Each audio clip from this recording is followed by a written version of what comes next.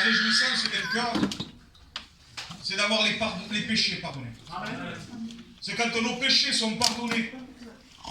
Quand on a eu cette aspersion du sang de Jésus dans notre cœur, dans notre intérieur, il n'y a qu'à partir de ce moment-là, la Bible nous dit heureux à qui les péchés sont pardonnés. Il n'y a que cela qui nous rendra heureux. On est à la recherche du bonheur quand on ne connaît pas Dieu. Ma mère a témoigné, on avait tout, mais on n'avait rien. Grave ce que je dis. Oui, on avait tout. Des beaux logements, des belles voitures, des beaux habits. Mais le bonheur sort du cœur.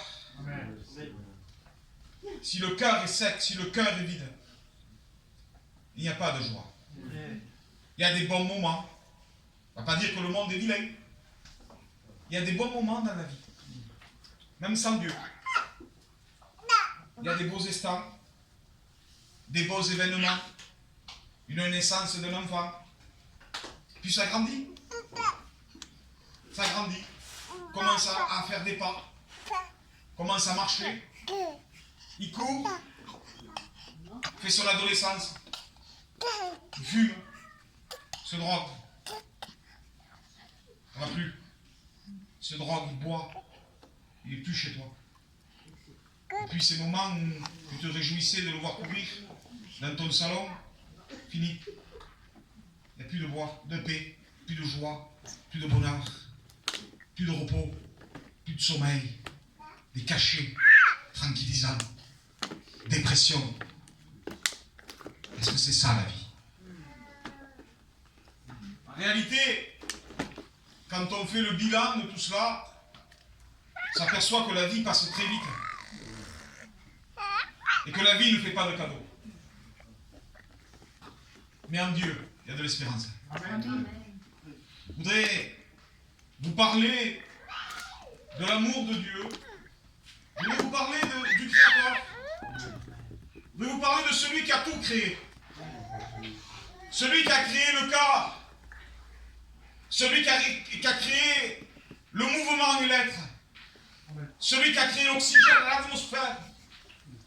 Celui qui a créé, celui qui nous a donné ce souffle de vie.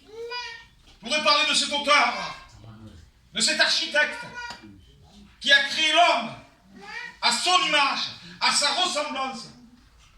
Puis, nous voyons que dans la parole de Dieu, je voudrais vous lire un passage dans le livre de l'Apocalypse, au chapitre 12, au verset 12.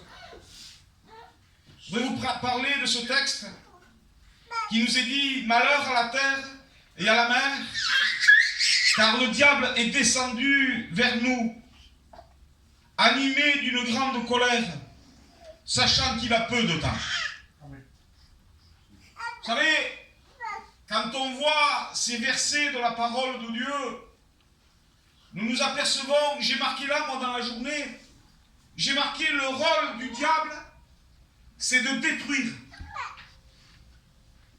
c'est d'égorger, de séparer la créature avec son créateur. Et puis, quand nous voyons, qu'est-ce que la parole de Dieu, qu'est-ce que la parole de Dieu, le logos, ce que la bouche de Dieu dit, son bras l'accomplit. On nous voit que Dieu crée à partir de rien, et Dieu a créé l'édifice qui est splendide et qui est merveilleuse. Nous voyons la création de Dieu. Quand on ne peut pas dire que c'est venu comme cela, quand nous voyons les courants d'eau, quand nous voyons la création, quand nous voyons la verdure, les montagnes, quand nous voyons la création tout simplement, la création de l'homme, comme la création de la nature, nous ne pouvons pas dire que nous descendons du singe, non.